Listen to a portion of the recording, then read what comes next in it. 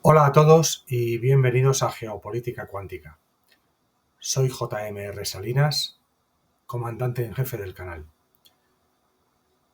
Bien, hoy vamos a destripar un vídeo fundamental que nace en el año 2020 frente a la gran mentira, y en el contexto actual es muy importante tomar este vídeo, este documental, como una especie de libro lleno de conocimiento, y que aunque puede costar entenderlo al principio, es fundamental verlo una y otra vez como si releyésemos un documento o un libro que estamos estudiando. ¿Por qué? Porque cuando escuchamos que no hay democracia en este país, a la mayoría de la gente probablemente les sorprende esa afirmación y creen que efectivamente estamos en una democracia.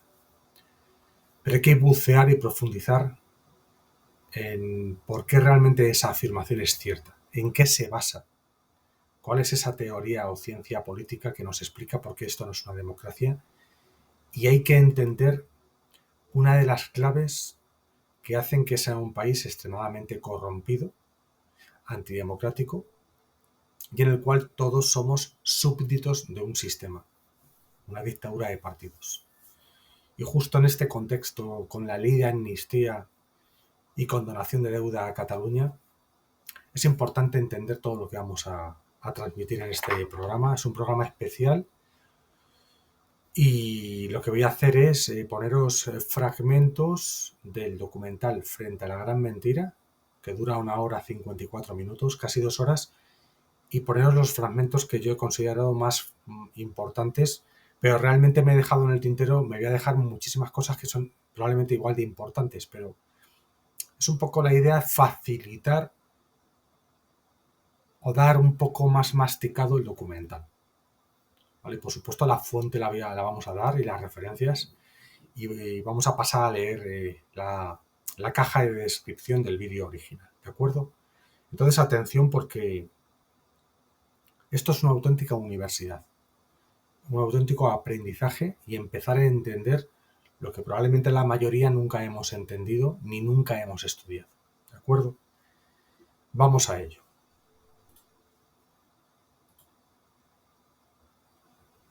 Bien, el documental se llama Frente a la Gran Mentira, lo publica el canal Libertad Constituyente TV y se estrena el 10 de mayo de 2020. Está dirigido, financiado y producido por Atanasio Noriega, que recoge y sintetiza las ideas de uno de los más prestigiosos juristas de todos los tiempos y el más destacado pensador político de la historia de España, Antonio García Trevijano Forte. Hasta ahora su pensamiento, erudición y conocimiento de este jurista y abogado granadino había sido desconocido y desconsiderado en los centros académicos y de enseñanza españoles. Y esto es el motivo de la elaboración de un documental que trata de dar a conocer su figura, su acción pública y especialmente su pensamiento y su obra de teoría política, filosófica y estética. A lo largo de las casi 2 horas del montaje audiovisual se denuncian y se explican toda una serie de cuestiones, hasta ahora desconocidas para la gran mayoría de personas, y que suponen por lo tanto una verdadera revolución en el pensamiento y el conocimiento a nivel internacional. Los principios científicos que fundamentan la exposición y el hecho de que supongan un cambio paradigmático en la propia ciencia política hacen de este documento un elemento único y de necesaria y obligada observación.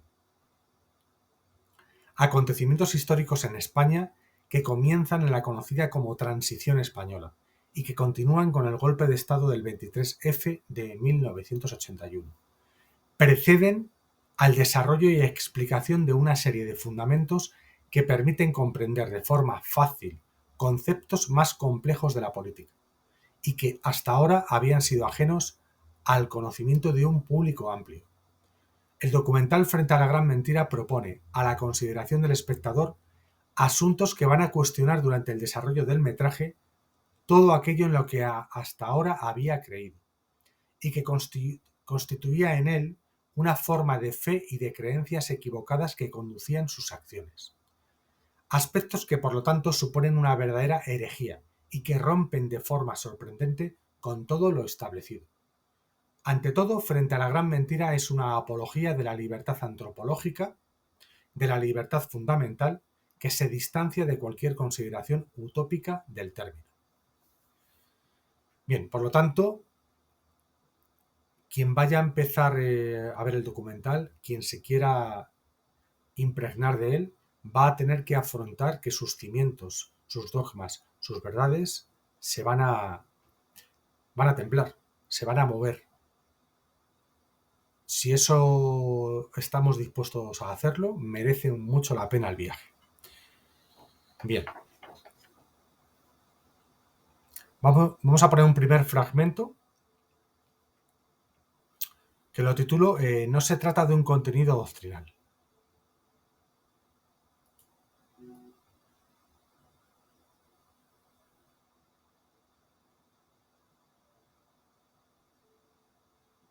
Información considerada herética por el régimen.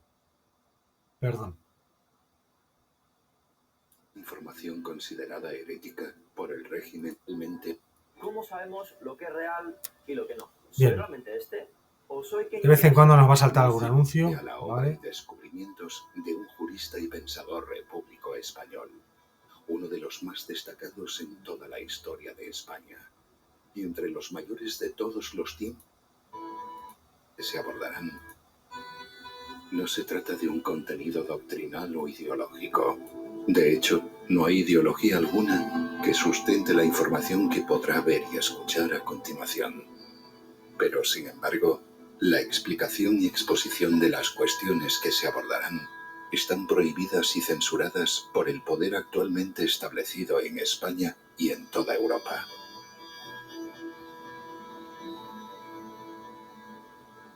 La mayor parte de lo que verá desarrollado se debe principalmente a la obra y descubrimientos de un jurista y pensador repúblico español, uno de los más destacados en toda la historia de España, y entre los mayores de todos los tiempos en todo el mundo, Antonio García Trevijano Forte.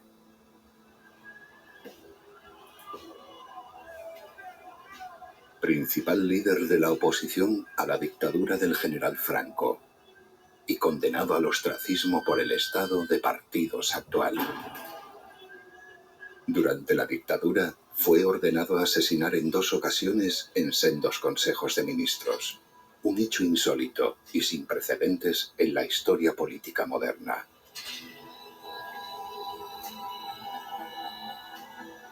Si hay un hecho inicial que motivó la decisión de elaborar este documental, fue el descubrimiento sorprendente, hace ya algunos años, de que existía en España una persona de la talla y envergadura intelectual del abogado granadino, creador en 1975 de la Junta Democrática, cuya voz estaba silenciada y su conocimiento restringido para la opinión pública española.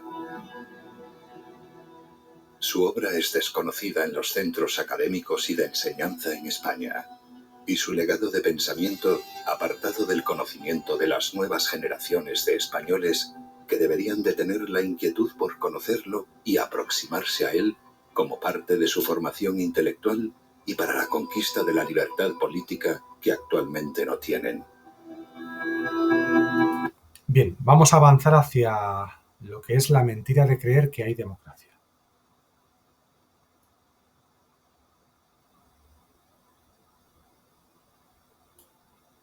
Estaba equivocado. Descubrirá la existencia de la gran mentira que sustenta esa creencia. Avanzamos hacia lo que se llama la transacción de 1978.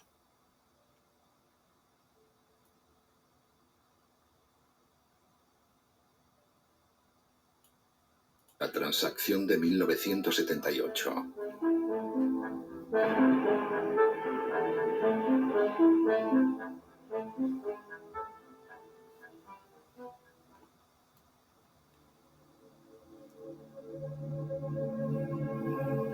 Que existía una gran inquietud por el porvenir político en los años previos a la muerte del dictador militar es algo incuestionable e indudable, incluso para los historiadores más afines al poder establecido en España.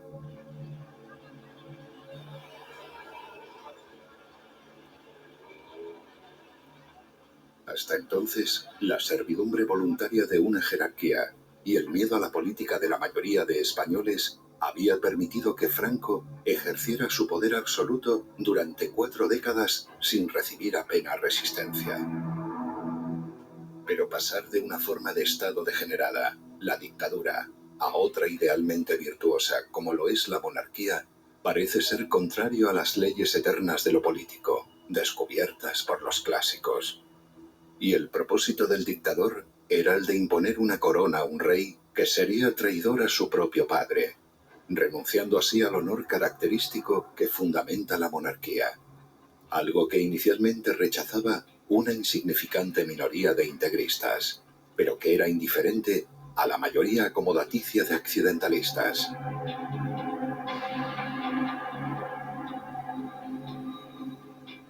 Esta intranquilidad e inquietud afectaba no únicamente a los más cercanos y privilegiados por el jefe del Estado, sino también a todos los principales actores en la reducida oposición clandestina, la que logró sobrevivir a la represión y los fusilamientos.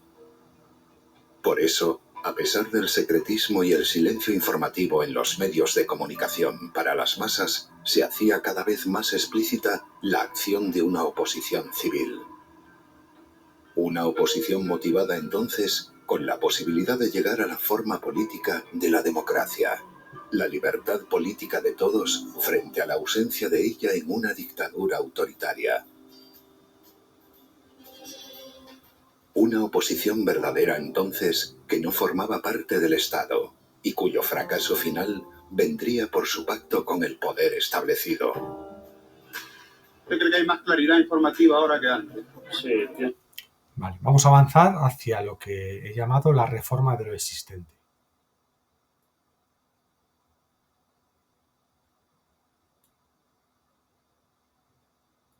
Que ofrecía una esperanza de futuro con libertad política, origina una gran preocupación en los mayores beneficiarios del ejercicio del poder, la élite franquista.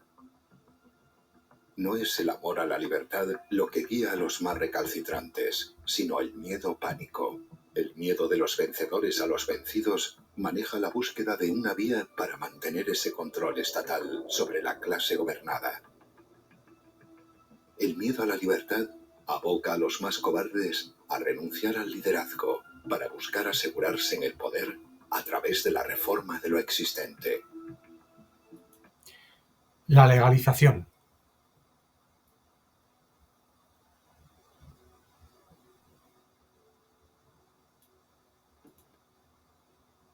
Anuncios.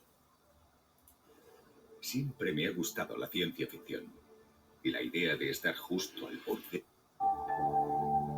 El miedo parece no dejar otra salida que la del pacto para repartirse el botín, y la ambición de los vencidos conducir a la necesidad de aceptarlo, renunciando así a su lucha por la libertad colectiva. La oposición renuncia a todas sus ambiciones a cambio de ser legalizada, aceptando la legalidad impuesta por la dictadura anterior.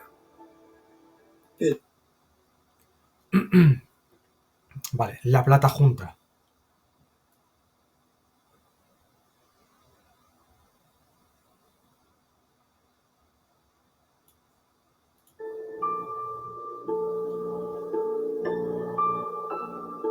Es en este clima político donde, durante varios años, el prestigioso abogado granadino Antonio García Trevijano desarrolla una incesante actividad.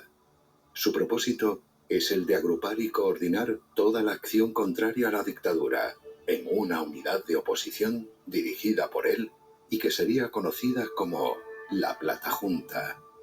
Acciones que se van desarrollando en su mayor parte de forma clandestina, pero que persiguen el concurso, más o menos consciente, de diversas formaciones políticas, algo que debía culminar en un periodo de libertad constituyente en España que finalmente instituyese la separación de los poderes. La transición.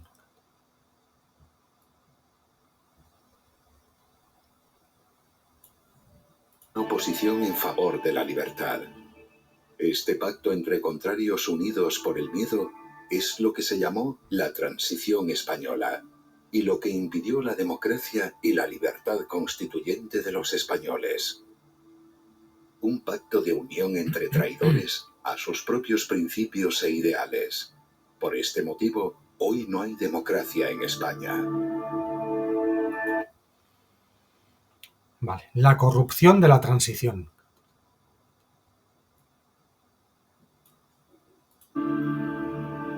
Lo que fue llamado la Transición Española en 1978 fue realmente una transacción, un pacto para mantener la unidad de poder con la misma división de funciones de la dictadura, un pacto de reparto del botín y de las empresas públicas, un pacto que funda una oligarquía de partidos y que impide la democracia.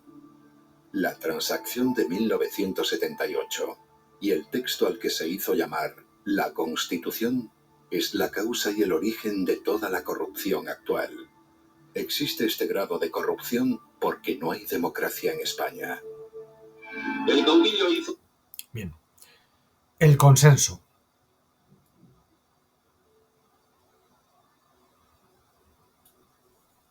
Político.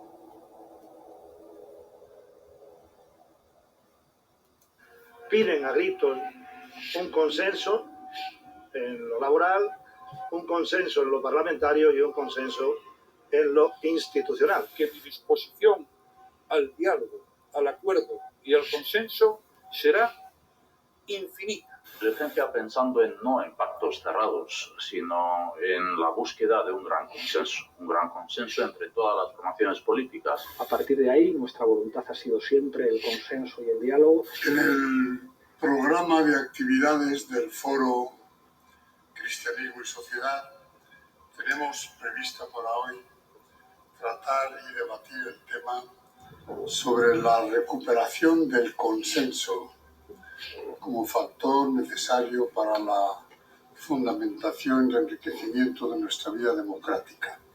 Y el consenso. El consenso que existe. Gran consenso quiere el mayor consenso político. Con consenso. Una cultura política del consenso. Y que eso expresa la... Y el mejor porvenir de todos pasaba por el consenso. Y han roto el consenso constitucional. Y crear consensos era el espíritu de consenso. El consenso. A los consensos. Y ese consenso... ¿Consensos? Consenso. Consenso. El portavoz parlamentario de Vox en Andalucía, Alejandro Hernández, ha pedido al gobierno de Partido Popular Andaluz y Ciudadanos no poner en riesgo el consenso político alcanzado. Para un consenso. ¿El consenso? ¿El consenso? Con consenso. ¿El consenso? Dios de consenso. El consenso. Consensos. Siendo una evidencia que la libertad solamente es la libertad política, solamente puede ser la libertad colectiva. Sin embargo, a todos se nos ha enseñado que se habla de las libertades en plural, libertades individuales, que son los derechos civiles, los derechos personales, la libertad de votar, la libertad de asociarse, la libertad de cambio de residencia, la libertad de mercado.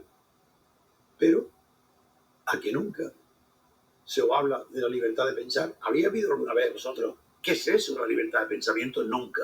¿Por qué? Porque no la hay. Porque para que haya libertad de pensamiento no puede haber consenso. El enemigo del pensamiento es el consenso. Cada vez que oigáis la palabra consenso, ya están, lo están traicionando. No quieren que pensemos, no quieren que seamos libres. ¿Consenso? Pero si eso es un horror. Es una Seguimos con el consenso.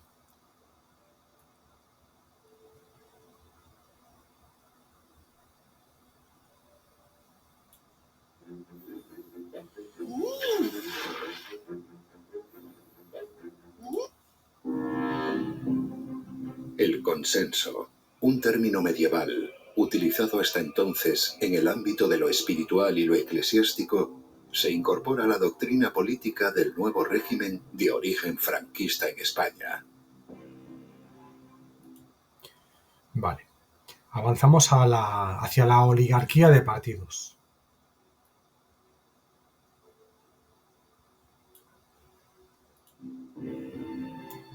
De la dictadura de un partido único se pasa a la oligarquía de varios partidos del Estado. Todo lo demás se mantiene exactamente igual. El gobierno que existe en España en el año 2020 obtiene su legitimidad de Franco, de su victoria en la guerra civil, y se ejerce lo mismo que en la dictadura de forma vertical y autoritaria, sin libertad política para la sociedad civil gobernada.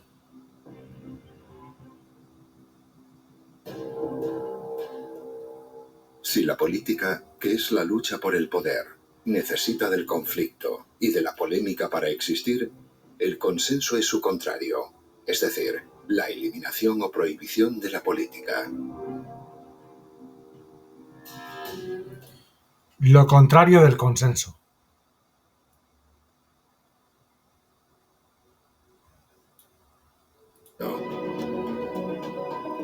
Es el consenso lo que impide la existencia de la política. No hay política porque no hay libertad. No hay pensamiento porque hay consenso. Y hay consenso porque hay una oligarquía en el poder del Estado.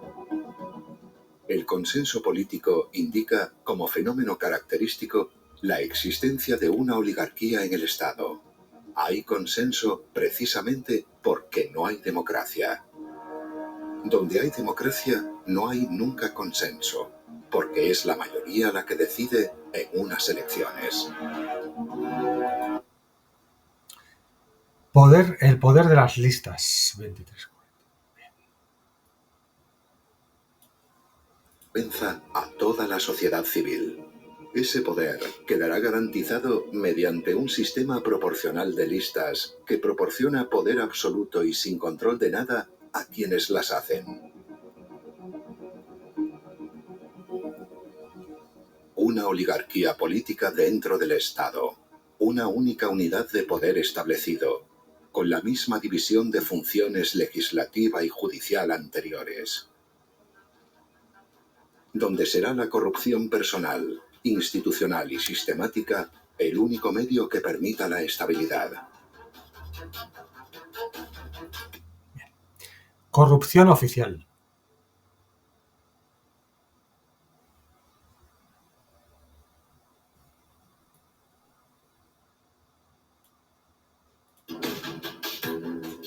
Las empresas públicas administradas por el Estado se reparten entre los oligarcas del consenso y de forma análoga.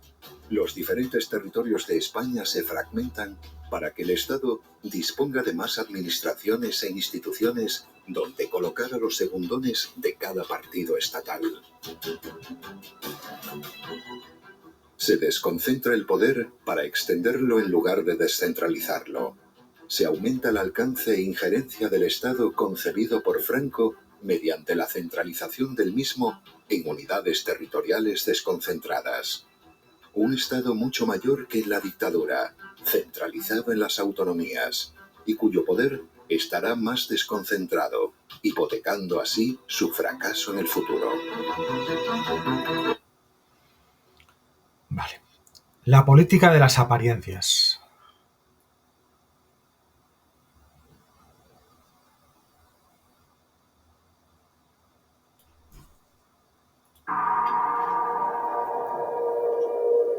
La política de las apariencias.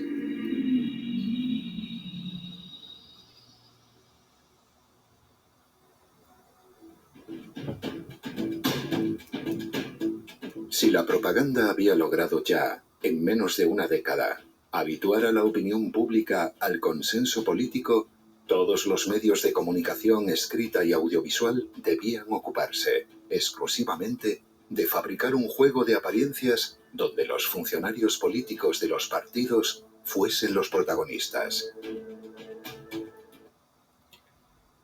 Aparentar que hay democracia, la libertad política colectiva por encima de las libertades individuales.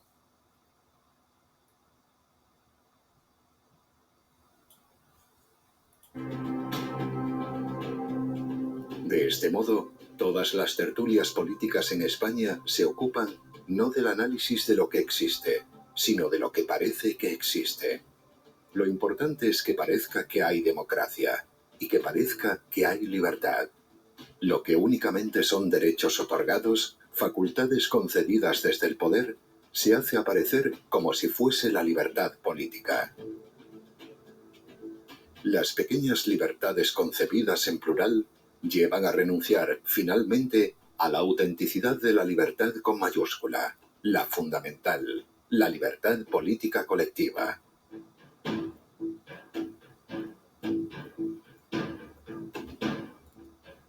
Los partidos políticos, al convertirse en órganos del propio Estado, en instrumentos de un poder único, absoluto e inseparado, actúan para integrar a las masas. Un funcionamiento idéntico de adhesión al que ya había en la anterior dictadura militar. Buscar las adhesiones sentimentales e inquebrantables de diferentes espectros de votantes es el cometido de cada una de las facciones estatales.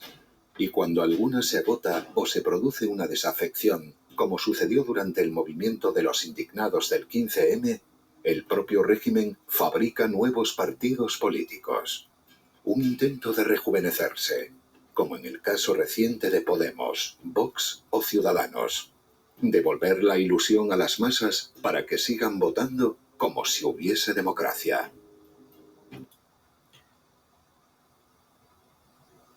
La batalla de Stalingrado ha comenzado en Enlisted, el shooter online gratuito sobre la Segunda Guerra Mundial.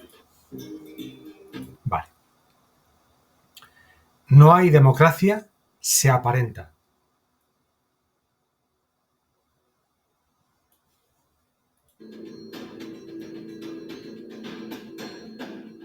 Al estar prohibida la elección de representantes de forma uninominal y directa, se necesita constantemente de un afecto sentimental hacia organismos del propio Estado.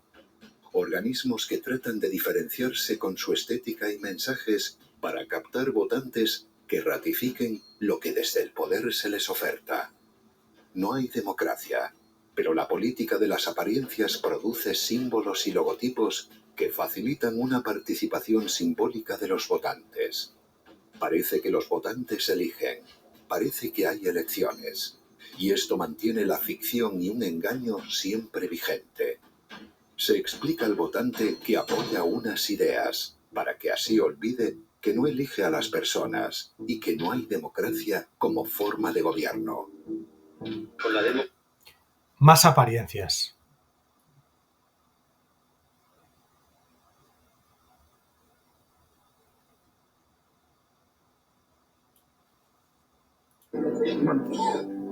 La realidad es que lo importante son las personas, no las ideas.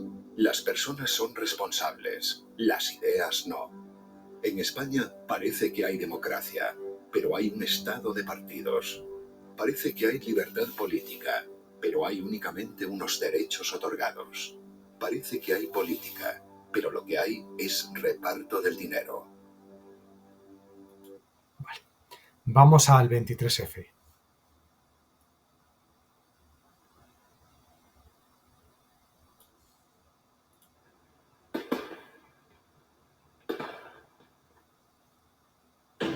El 23 de febrero de 1981 tiene lugar un golpe de Estado aparentemente frustrado por el rey y cuya manifestación pública se realiza en el Congreso de los Diputados de los partidos. Lo que la gran mayoría de españoles desconocen es que ese golpe tiene su inicio días antes y que sirve para destituir al entonces presidente Adolfo Suárez. El autor del mismo es el rey, Juan Carlos de Borbón.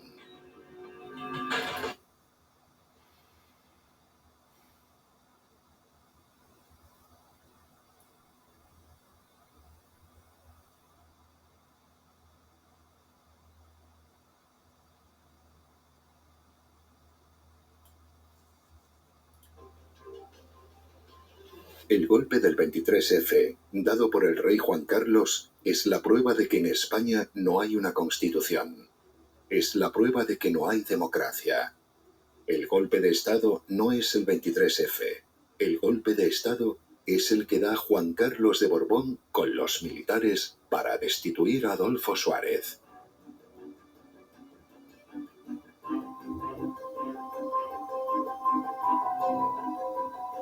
Juan Carlos de Borbón. Hola a todos, bienvenidos a Geopolítica Cuántica. Soy JM Salinas, hombre a cargo del canal. Bien, vamos a continuar con el análisis de los fragmentos del documental Frente a la Gran Mentira del canal Libertad Constituyente TV.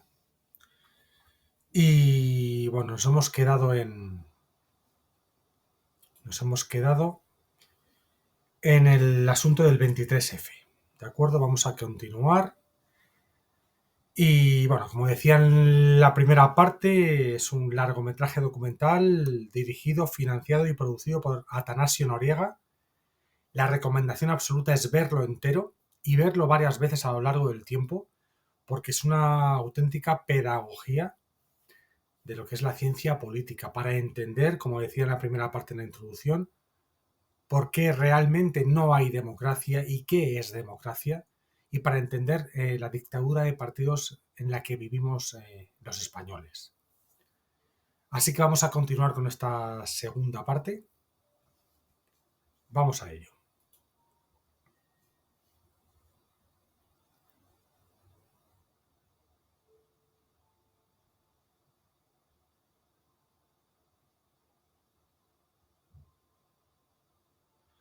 Vale, vamos a continuar. Bueno, voy a poner el fragmento desde el principio en cuanto al tema del 23F. Vale.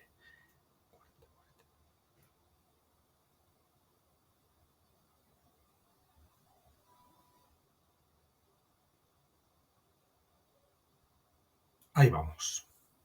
Los más altos cargos militares. El golpe del 23F, dado por el rey Juan Carlos, es la prueba de que en España no hay una constitución. Es la prueba de que no hay democracia. El golpe de Estado no es el 23F. El golpe de Estado es el que da Juan Carlos de Borbón con los militares para destituir a Adolfo Suárez.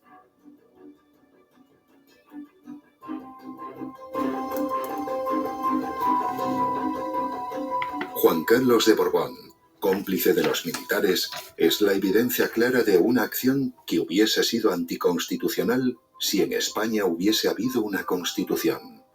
Que el golpe de Estado fuese posible, es decir, la destitución de Adolfo Suárez, demuestra que había un presidente débil y sin poder, que no hay una separación de los poderes constitucional, algo que hubiese hecho imposible esa acción de fuerza sobre el cargo de la presidencia. Por lo tanto, el golpe de Estado, que no sucedió realmente el 23F, no esconde ya ningún misterio. Fue organizado por Juan Carlos de Borbón, y por eso, unos meses después, Santiago Carrillo, que era entonces el jefe del Partido Comunista, pide el Premio Nobel de la Paz para el rey. Bien, avanzamos. Vamos hacia deformación del idioma español.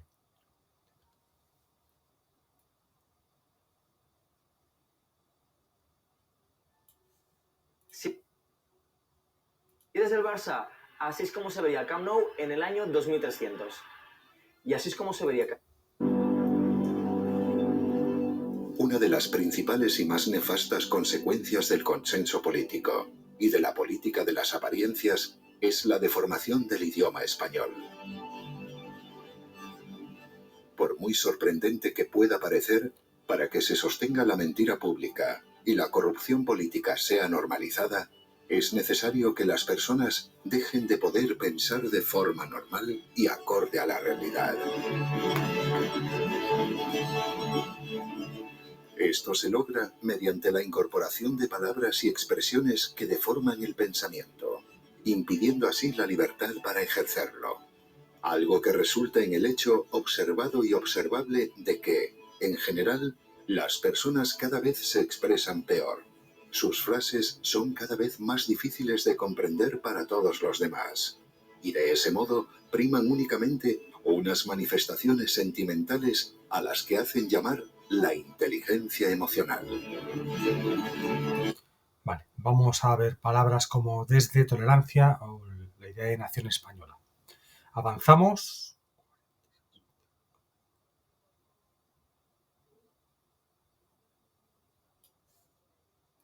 desde la confianza y la legitimidad con la que me invistieron como presidente. Para hablar a los demás no en la misma situación de inmediatez, sino estando en una posición distante y alejada de evidente y manifiesta superioridad. Para parecer elevado se habla desde la simpatía, en lugar de con simpatía, o desde el afecto, en lugar de con afecto.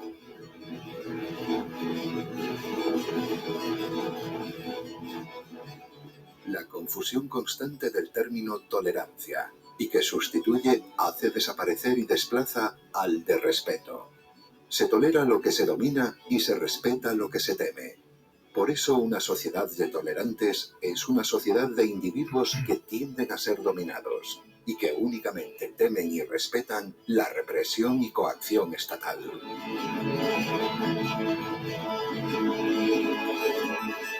La expresión este país, y que se utiliza de forma compulsiva para evitar decir España o la nación española.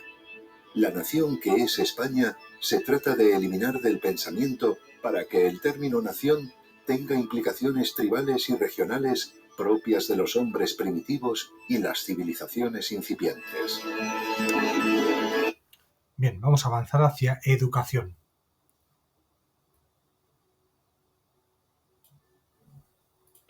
Educación pública en lugar de enseñanza pública, lo cual hace que se vea como algo normal. Expresiones aberrantes y monstruosas como pacto de Estado por la educación. Si el Estado educa, lo hará necesariamente para el vasallaje, sustituyendo así esa ocupación que naturalmente corresponde a la familia y al entorno social cercano e inmediato. Propaganda.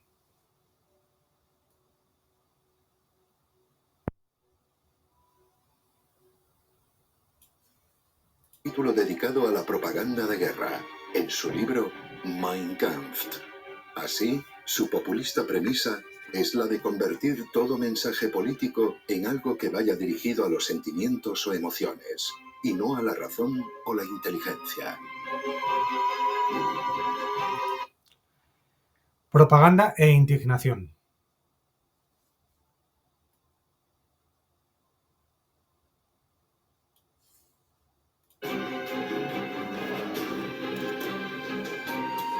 Actuar mediante la imitación de lo que se observa en los medios de comunicación, en las tertulias y a los personajes autorizados por el régimen de partidos es lo que lleva a que la opinión publicada se convierta inmediatamente en opinión pública. Desaparece, por lo tanto, la opinión pública, quedando convertida en una simple repetición de lo que se oye en los medios de comunicación al servicio del Estado. Las personas creen defender así sus propios intereses, creen actuar por iniciativa propia, cuando lo que realmente hacen es propagar la indignación que tanto interesa al poder establecido.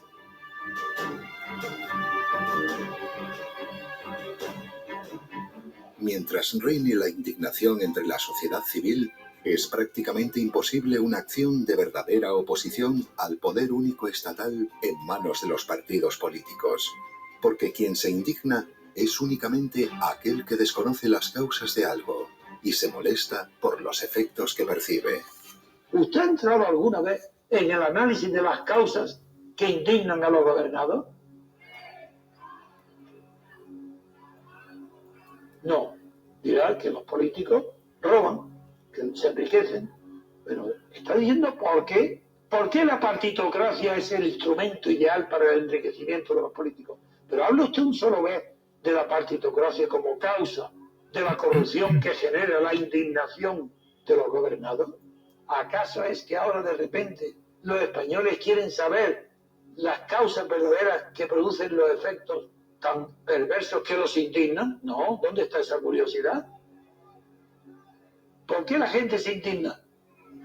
Con mucha razón. La razón es otra cosa. Si dice usted con mucha razón, es porque sabe la causa de la indignación. Dígala. ¿La ha dicho alguna vez? No. Ni una sola vez. Un indignado jamás sirve para una acción política de oposición, porque será fácilmente manejable a través del control de sus demandas y peticiones, realizando concesiones y otorgando. Bien, avanzamos.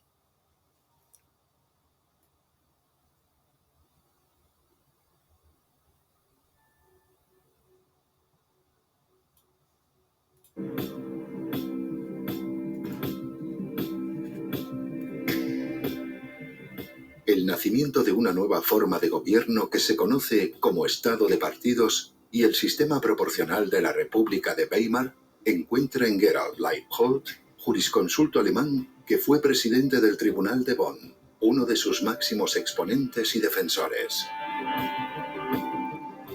Este prestigioso jurista, en el ensayo Representación e Identidad, explica con claridad diáfana cómo esta forma de gobierno elimina completamente la representación política del votante para sustituirla con la identificación sentimental, la integración de las masas en el Estado.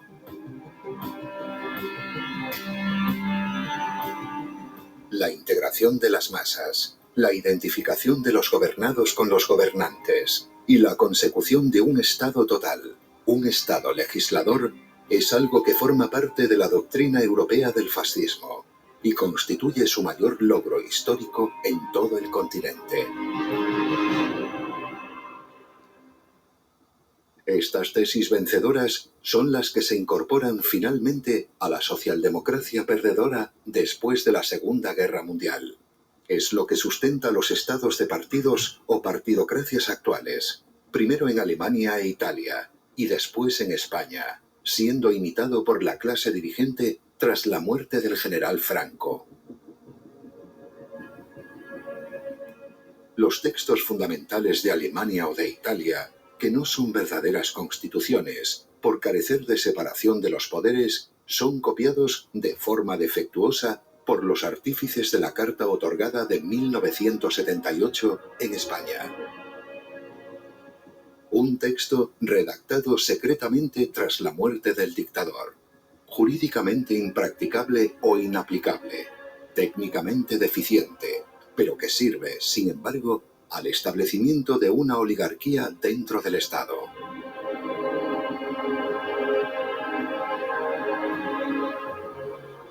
A partir de estas nuevas leyes fundamentales de 1978, que se hacen pasar por una constitución mediante un referéndum sin cortes constituyentes, los partidos estatales pasan a convertirse en los únicos agentes políticos posibles. Esto significa que ya no es el individuo, la persona física y real, quien tiene la capacidad para operar en la vida política pública, sino que únicamente pueden hacerlo corporaciones o personas jurídicas orgánicamente constituidas por el propio poder establecido.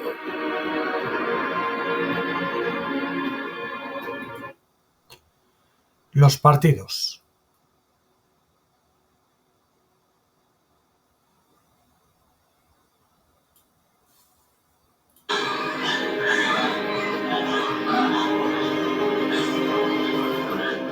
Por esto, se suele creer, por desconocimiento e irreflexión, que basta cambiar a los individuos que integran esos partidos del Estado, hacer que sean personas honestas y honradas, para solucionar un problema político que causa constantemente degeneración y corrupción.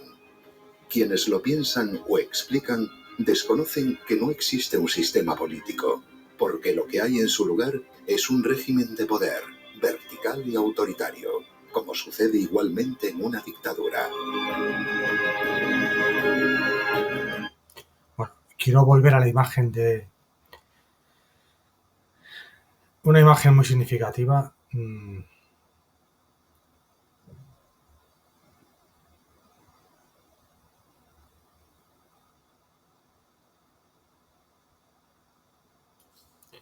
Fijaros cómo en la mamá cerdo pone Estado, como maman el resto de componentes de la partitocracia.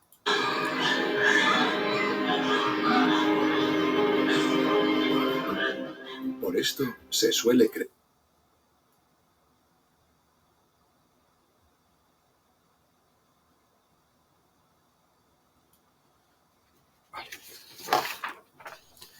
Avanzamos hacia lo que es corrupción institucional y dictadura de los partidos.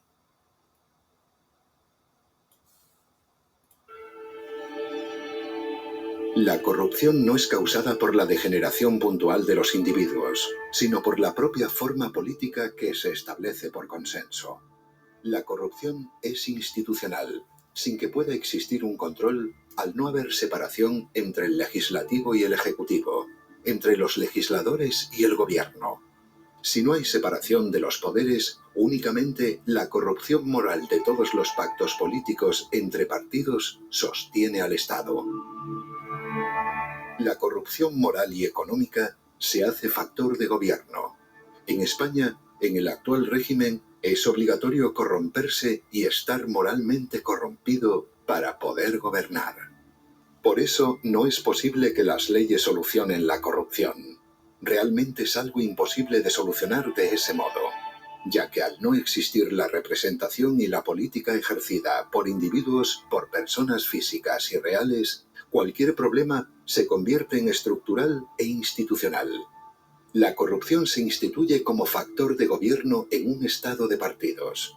Son las propias instituciones las que obligan a la corrupción de los individuos, y al no haber representación política, es indiferente el partido que se vote o el nombre o las ideas que diga defender ese partido.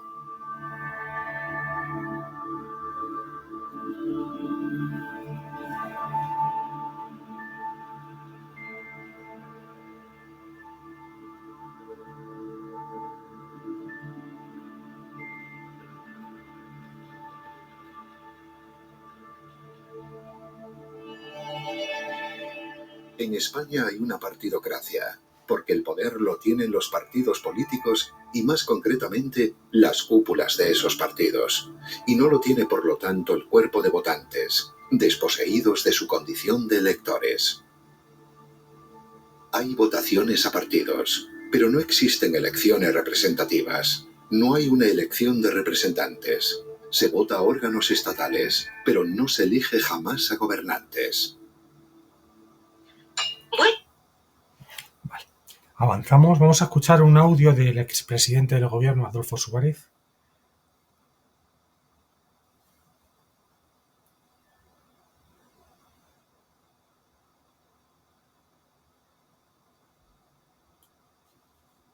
Blanca en su sobre blanco. Esta es la que yo elijo. Aquí no tengo que escribir nada. Yo creo que para explicar las razones de la dimisión quizá hay que partir de una premisa esencial. Es que hay muchísimos españoles que creen que en las elecciones generales eligen ellos directamente al presidente del gobierno. ¿Un régimen de poder? Vale. Vamos hacia el voto cómplice.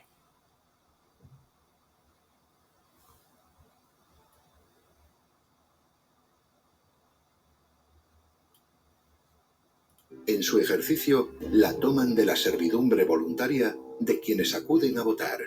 Por eso todo el que vota se corrompe y apoya aquello que lo somete y lo maltrata.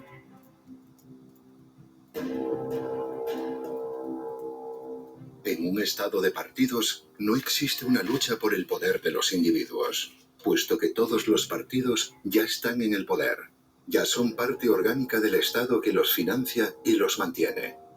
Existe la ficción de un enfrentamiento entre entidades ficticias, partidos estatales.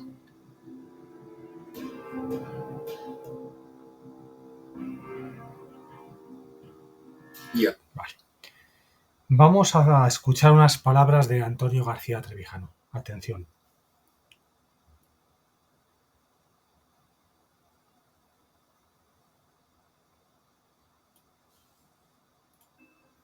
Que la peor de todas las corrupciones de dinero, de financiación a los partidos o a la corrupción política es la que se hace en nombre de los partidos para financiarlos.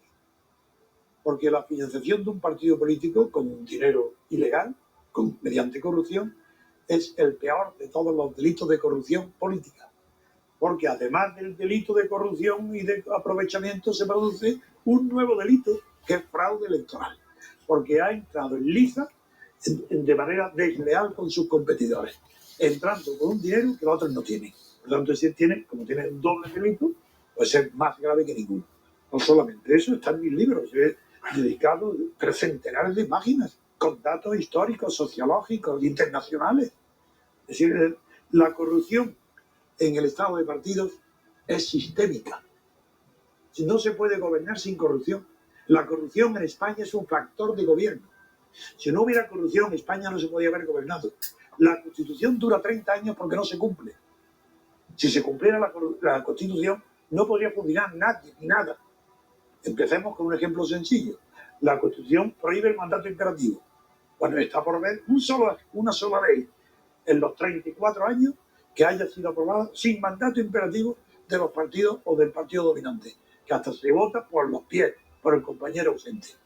Sí, eso, según el derecho, esas leyes son absolutamente nulas, radicalmente nulas, no anulables, que es distinto, sino nulas de pleno derecho, porque han sido evidentemente dictadas bajo la orden imperativa del jefe o el aparato del partido. Y los diputados no tienen libertad de conciencia ninguno, y lo reconocen. Te lo pongo como ejemplo. Es que no hay un solo párrafo de la Constitución que se cumpla. ¿A quién representan los políticos? A los partidos. ¿A quién representa el Parlamento? A los partidos. ¿A quién se representan los partidos? A ellos mismos. Pero el elector no está representado. La sociedad civil no está representada. El gobernado no está representado. Primer requisito, falta. En cambio, en Inglaterra, que tampoco es democracia, pero es un régimen parlamentario liberal, sí se cumple el requisito representativo. En Francia, que es casi una democracia, sí se cumple el sistema representativo. En Italia y en España, 0. No es que sea un poco aproximado, 0 sobre 0. No representa al elector en absoluto. Bien.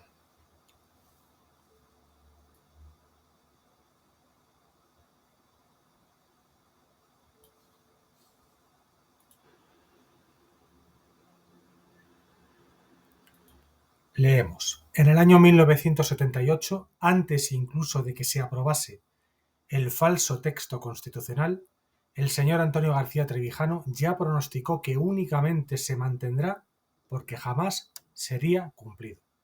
Entonces vaticinó también que la corrupción política sería el factor de gobierno de este régimen, degenerado de la dictadura.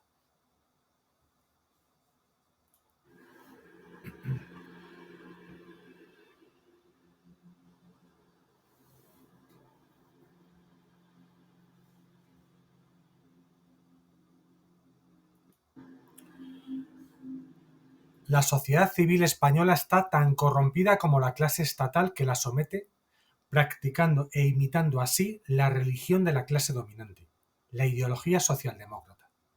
La inmoralidad cotidiana, la traición constante, el engaño, la impostura, resulta de la imitación de las prácticas inmorales divulgadas por medios de comunicación, colegios y universidades.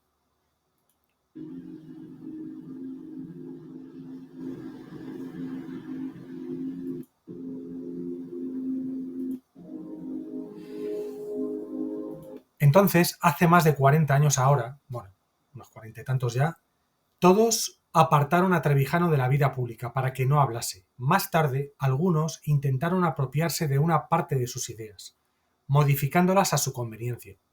Hoy, tras haber fallecido el jurista granadino, sufrimos su misma suerte todos los que tratamos de continuar explicando la causa de la corrupción, de la degeneración moral y de que no haya aún libertad política en España.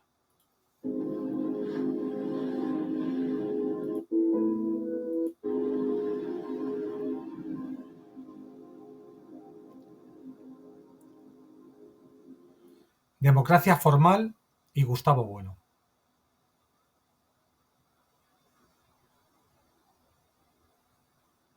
De comprender jamás lo que es la democracia. La democracia formal es algo realizable, que es posible alcanzar, mientras que la democracia material es una utopía inalcanzable, que nadie sabe explicar o decir lo que es. Esto último es lo que constituye lo que el filósofo español Gustavo Bueno llamó fundamentalismo democrático. La utopía de la palabra democracia entendida a través de la igualdad material y de condiciones. En su consideración formal, la democracia es un concepto claro y nada ambiguo, que permite la libertad política a través de la representación, la libre elección de individuos representantes de otros en cuyo nombre actúan. Esta libertad política queda asegurada además mediante la radical separación, en su origen, de los poderes legislativo y ejecutivo. de forma que las ambiciones de unos estén permanentemente enfrentadas a las de los otros. De este modo, ese control mutuo enemistado de forma irreconciliable hace que se puedan preservar la virtud de la esfera pública. Que las oportunidades políticas sean iguales para cualquier opción planteada por quienes integran una sociedad. Por eso no es concebible la prohibición de unas ideas o de unos partidos políticos, cualesquiera que sean, cuando hay democracia. Por la sencilla razón de que, cuando la hay, las acciones políticas y la responsabilidad recaen exclusivamente en cada individuo. Se pueden juzgar hechos jurídicos, pero no las ideas o los ideales de los individuos.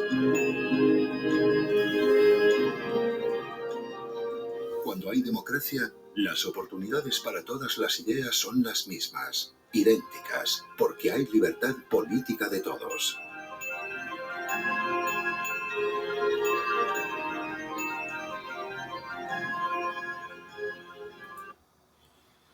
Vale, vamos a avanzar hacia democracia formal.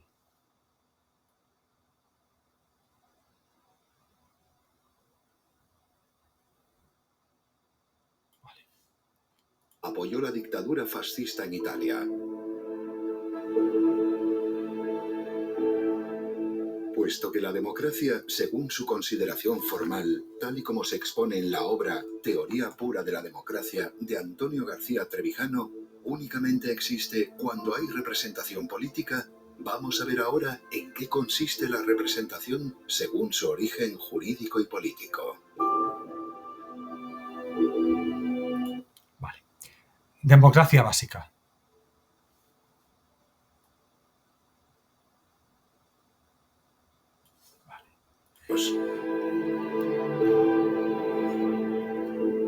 Piense ahora en un poder notarial. Mediante este documento se apodera a una persona para actuar en una cuestión concreta, ante un tercero en donde el poderdante, el que apodera, estará ausente. Esto mismo, que forma parte del mundo jurídico, opera igual en el mundo político. Unos electores apoderan a un representante para que actúe en su nombre en un lugar, la Cámara Legislativa, donde ellos no estarán presentes. Un ejemplo conocido de representación es el de un procurador de los tribunales que permite, en el ámbito jurídico, que un encausado se haga presente ante un tribunal estando físicamente ausente. En el mundo político, cuyos principios provienen del derecho, funciona exactamente igual. El descubrimiento para fundar la ciencia política que hace el jurista y pensador Antonio García Trevijano es el de la unidad mínima de poder, algo que él mismo denomina mónada electoral.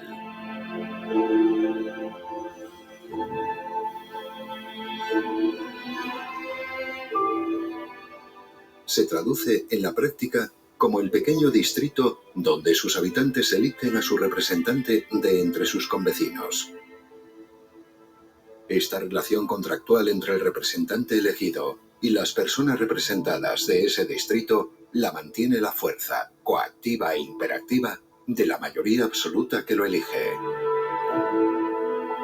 Si tomamos una pequeña comunidad vecinal de aproximadamente 100.000 habitantes, podremos comprender fácilmente que en ella podrán existir diversos candidatos en competencia.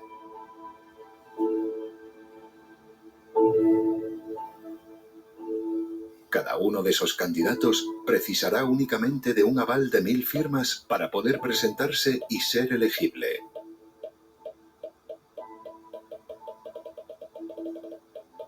Y una vez presentadas esas candidaturas, y durante un breve periodo electoral, cada uno de ellos podrá exponer públicamente sus propuestas, ofrecidas gratuitamente a través de los medios de comunicación locales y los diversos espacios públicos con los que se cuente.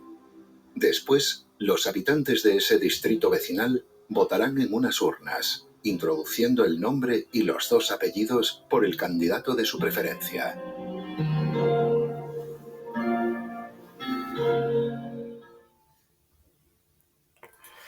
Bien, vamos a continuar con el documental Frente a la Gran Mentira.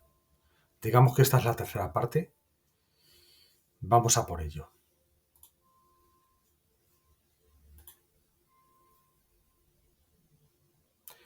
Vale, ya veníamos de entender lo que es la democracia básica. Bien, como le he titulado yo a este fragmento. Bueno, hemos visto, lo que vais a ver ahora ya lo hemos visto, pero bueno, lo retomo desde aquí, aunque haya unos segundos ya vistos, ¿de acuerdo? A por ello. Y una vez presentadas esas candidaturas, y durante un breve periodo electoral, cada uno de ellos podrá exponer públicamente sus propuestas, ofrecidas gratuitamente a través de los medios de comunicación locales y los diversos espacios públicos con los que se cuente. Después, los habitantes de ese distrito vecinal votarán en unas urnas, introduciendo el nombre y los 2 apellidos por el candidato de su preferencia.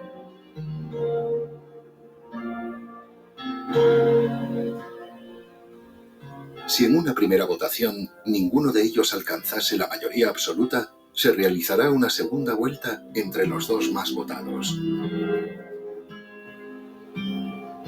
para que, finalmente, uno de ellos sea el elegido para representar a todo el distrito en la Cámara Nacional.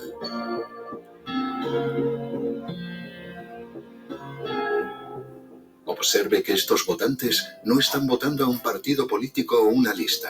Estarán eligiendo a una persona individual.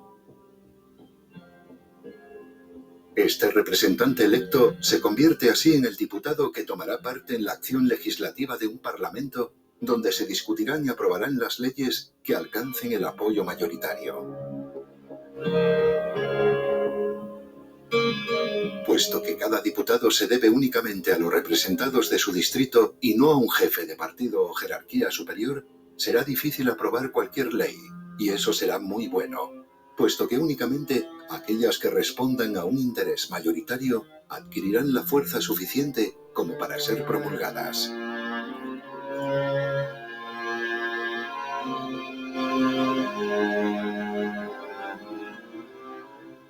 Es importante saber que la política, si se considera científicamente, es únicamente la observación de la lucha por el poder, es decir, una relación no económica, sino exclusivamente de la fuerza. Y es esa fuerza la que mantiene a cada uno de los distintos representantes. Cada distrito financia y mantiene a su representante y su oficina para evitar que sirva u obedezca a intereses ajenos a los de quienes le pagan y mantienen. De este modo, cada uno de los diputados dispondrá de un despacho en su distrito, donde semanalmente atenderá las peticiones, quejas o demandas que cualquier vecino quiera exponerle.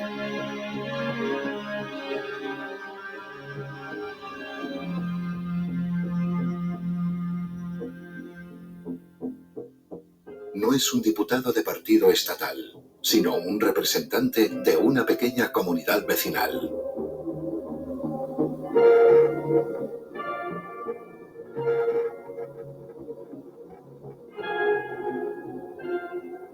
Para que, además de la representación política que hoy no existe en España y que acabamos de explicar, haya también un control del poder para evitar que se pueda convertir en algo tiránico y arbitrario en contra de la propia sociedad gobernada, debe existir además una radical separación en su origen entre los poderes. Esto se consigue mediante una elección separada en elecciones distintas. Unas para el poder legislativo, que corresponde a la nación a través de los representantes de los distritos, y otras para el poder ejecutivo del gobierno, que corresponde al Estado.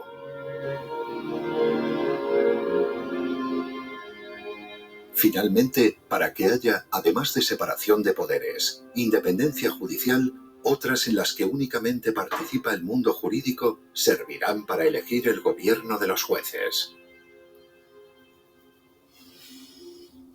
Para elegir al presidente del gobierno, que será quien tenga bajo su mando a todas las fuerzas armadas y de orden público, así como todo el aparato de la administración del Estado, se procede exactamente del mismo modo que para elegir a cualquier diputado. con la única diferencia de que se hará en un distrito nacional único y en el que, por mayoría absoluta y a doble vuelta si fuese necesario, será determinado.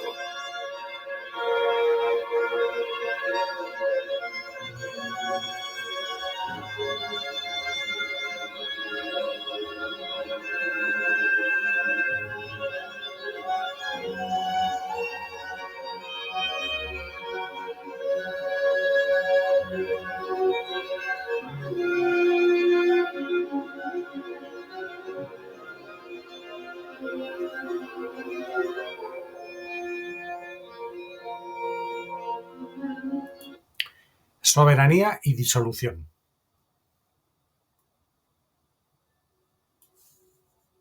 Por el cargo del presidente. Finalmente, y para completar la exposición de lo que es la democracia como reglas constitutivas de un sistema político, cabe destacar también otra de las grandes aportaciones para la ciencia política creada por el jurista Antonio García Trevijano y que hace desaparecer por obsoleto el concepto de soberanía.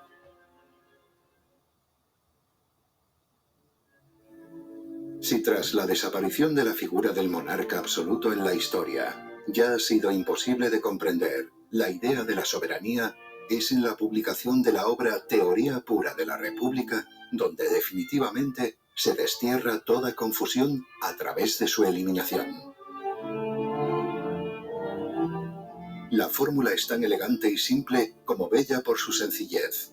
Basta que cualquiera de los dos poderes políticos quiera disolver al otro para que lo haga, a condición únicamente de que al hacerlo se disuelva también él mismo.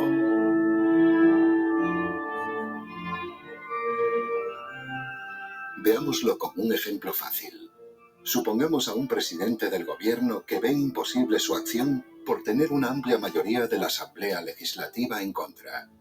Pues según el principio expuesto antes, bastará con que quiera disolver las Cortes para que lo haga inmediatamente, a condición de que al hacerlo, él mismo dimita y así se convoquen nuevas elecciones legislativas y también ejecutivas que diriman el conflicto.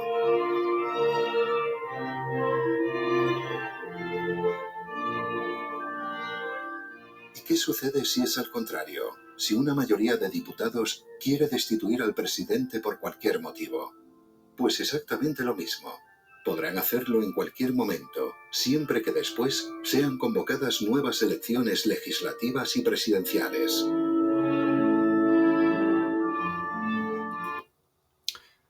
Votantes.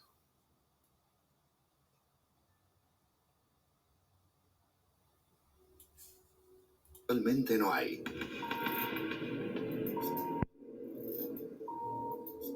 La confusión entre la libertad política y los derechos que sean o no concedidos, la confusión entre los derechos y la libertad, que es el motor que los alimenta, y del derecho y la ley, es lo que causa la ceguera de los votantes, que terminan indignándose contra la propia causa que apoyan en las urnas. El votante cegado es como el enterrado vivo decúbito prono que pretende escapar escarbando.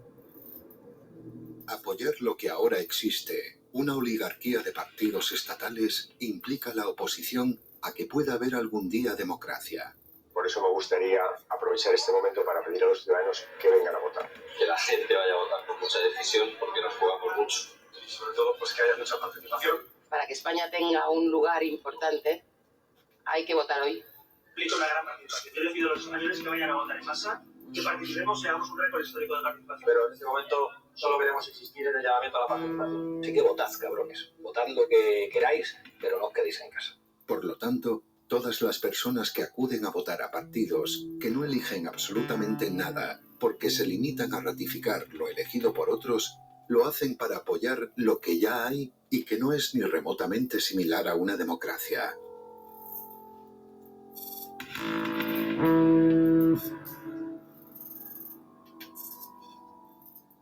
Se vota a quienes ya ocupan el poder en las instituciones, a quienes ya tienen el poder por formar parte de unos partidos que son del Estado. El que vota lo hace exclusivamente en favor de lo que ya está establecido. algo que es radicalmente opuesto a la libertad política de todos los españoles. Votan hoy lo mismo que se votaba durante la dictadura militar de Franco, para legitimar lo que hay. Votan para que no haya democracia.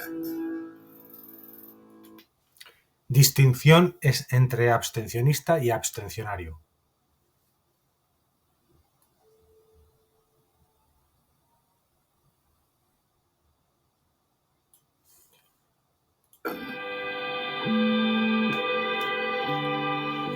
La realidad es que toda la corrupción que hay sería imposible si hubiese democracia. Por estos motivos, y sabiendo entonces que la alternativa o lo que hay ahora en España no es el comunismo o el fascismo, tampoco el nacionalismo o el socialismo, sino la democracia, es por lo que la abstención debe promoverse activamente y sin cesar. La abstención es un fenómeno. Abstención ante las votaciones o las elecciones de los cargos políticos, de los representantes. Eso es un fenómeno muy antiguo. No hay elección que no ha ido acompañada del fenómeno abstención. Pero hay dos tipos de abstención que la prensa ni los medios de comunicación no distinguen. Se le llama abstención a todo el que no vota, el que no acude. Por tanto, incluso el enfermo, el que no puede acudir porque no puede ir a las urnas, sin embargo, es un abstencionista, como los demás que no quieren ir porque no quieren votar. Entonces he tenido yo que crear un término nuevo que no existía antes de mí en la terminología política, que es el término abstencionario, para distinguir entre abstencionista, que es el que no vota por razones técnicas, por razones de salud o porque no cree así, que no vota por falta de interés en la política, del abstencionario, que es aquel que no vota sabiendo muy bien por qué lo hace. Lo hace para producir un efecto negativo sobre las elecciones, para condenarlas, es decir, eso no es procedimiento, así no vamos. Yo eso no lo rechazo.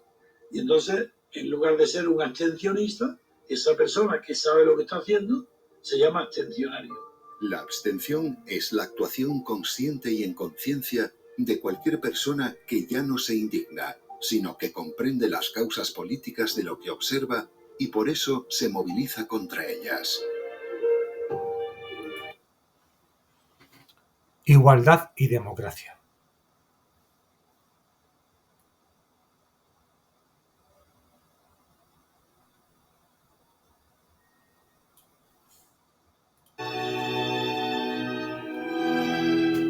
La democracia por sí misma no resuelve ningún pleito, problema o conflicto, sino que lo que hace es garantizar la libertad para encontrar las soluciones.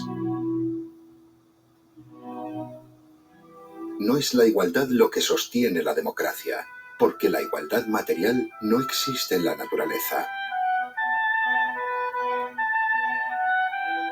La igualdad no es alcanzable en la realidad, pero sí la libertad. La igualdad en la libertad de cada uno, que es algo realizable, alcanzable y por lo tanto posible. Por eso, la filosofía para la acción constituyente debe ser realista en su concepción de la naturaleza humana y dirigida a la consecución de unas instituciones inteligentes que con sabiduría enfrenten unas ambiciones a otras.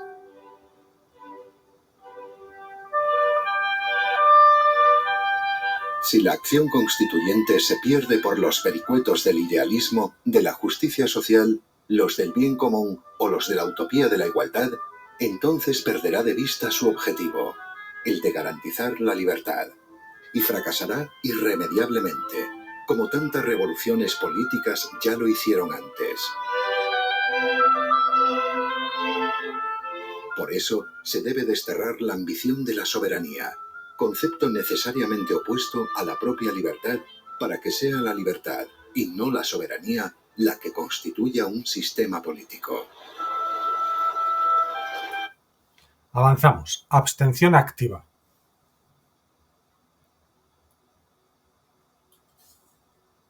La Constitución.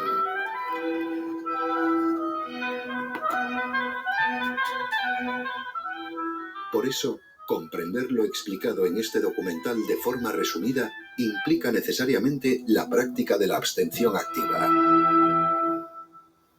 Implica la oposición radical a cualquier régimen político que impida la libertad fundadora del derecho y las constituciones.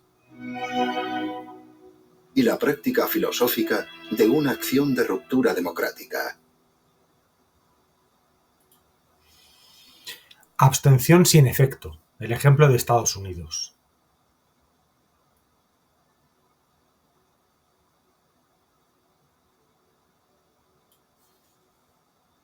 De la democracia española. De la democracia.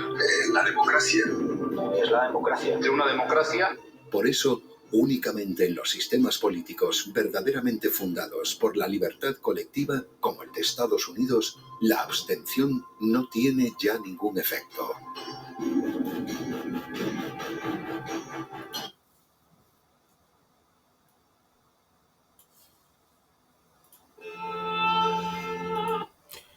Bueno, hemos llegado al final.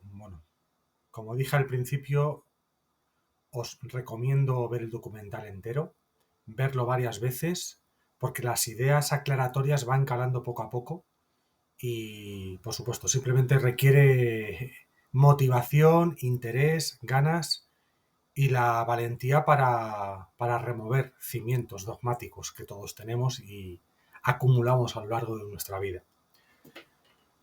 Un agradecimiento tremendo hacia Atanasio Noriega, que lo ha dirigido y producido, por supuesto para Antonio García Trevijano por toda su vida y su obra, todo su legado, y para todos todas las personas que continúan ese legado. Por ejemplo, actualmente, pues la gente del canal, por ejemplo, Demos Libertad, os aconsejo canal de YouTube, Demos Libertad, o Rubén Gisbert.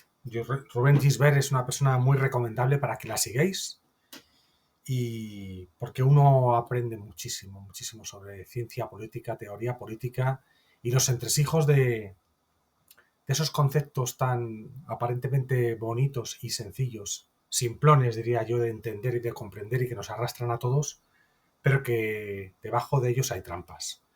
Y hay gente como Rubén Gisbert o gente como Demos Libertad que nos van a ayudar a entender la trampa que hay detrás. Yo os recomendaría al quien apetezca, pues bueno, continuar con esta pedagogía y este conocimiento, pues con la obra, con los libros de Antonio García Trevijano. Yo en este gran tomo tengo 3 volúmenes. Se titula Teoría pura de la República y lo conforman 3 volúmenes. Uno es Actualidad de la Revolución Francesa, 2 El factor republicano y 3 Teoría pura de la República. Bueno, aquí dice en la contraportada García Trevijano: dedico esta teoría pura de la República y la filosofía de su acción constituyente a las personas dignas y valerosas que encuentren en las ideas, experiencias, sentimientos y acciones que la han edificado las fuentes de energía moral e intelectual que necesita el moderno humanismo para encaminarse hacia la democracia. Especialmente a los europeos que ponen y exponen la integridad de su ser en la causa de la libertad política contra las partidocracias, participando en movimientos de ciudadanos lúcidos, decididos a implantar en su país la República Constitucional. Por último, os quiero recomendar dentro del canal Demos Libertad, para indagar en, pues de todos los conceptos e ideas que nos muestra el documental y la obra de Trevijano, hay una que me interesa muchísimo, que es el concepto del diputado de distrito. ¿Vale? Entonces aquí hay una presentación del diputado de distrito en Barcelona, se hizo creo que hace un año, el año 2022. ¿Vale? Presentación del diputado de distrito se hizo en Barcelona, plataforma Demos. Bueno, pues aquí en prácticamente 2 horas explican perfectamente qué es el diputado de distrito, en qué consiste, e incluso han trabajado en un complejo mapa de España con lo que serían los distintos distritos que conformarían toda la geografía, cómo se organizaría la geografía española en diputados de distrito, en distritos electorales, mejor dicho, y veréis en ese mapa cómo queda conformada la nueva distribución, la nueva organización. directamente relacionada con lo que es una democracia representativa real. Os recomiendo este documento, esta presentación, esta conferencia con varios ponentes. Y por hoy nada más, un saludo a todos y nos vemos en el próximo programa. Hasta pronto.